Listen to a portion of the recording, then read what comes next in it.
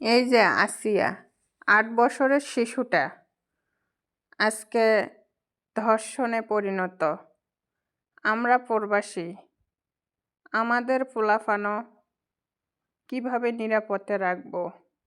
আমরা প্রবাসীতে থেকে আরও তো দেখতেই পাবো না, যেখানে বড় বোন থেকেও ছোট বোনের নিরাপদ আসিয়ার রাখতে পারলো না।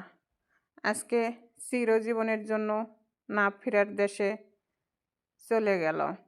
তার মা এবং বাবার বুকের পাঁজরটা শুধু ভেঙে যাচ্ছে না, তার মা বাবার মতো করে প্রতিটা মা জাতের ভিতরে সবারই বুকের পাঁজর ভেঙে যেতেছে।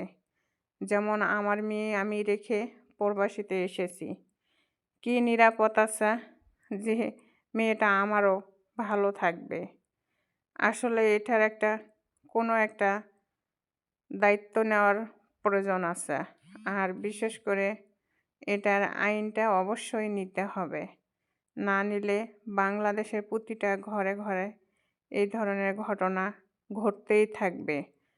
নারী যাতে আরও হেফাজতে রাখার জন্য বাংলাদেশের সরকারের কাছে আকুল আবেদন করি আমি। কেন আমাদের গরিব মানুষের ঘরে জন্ম নিলে তাহলে ছেলে সন্তানক রেখে আমাদের নিশ্চয়ই কর্ম করে খেতে হবে, আমাদের কেউ খাওয়াবে না, তাই সর্বোচ্চ চেষ্টা করবে।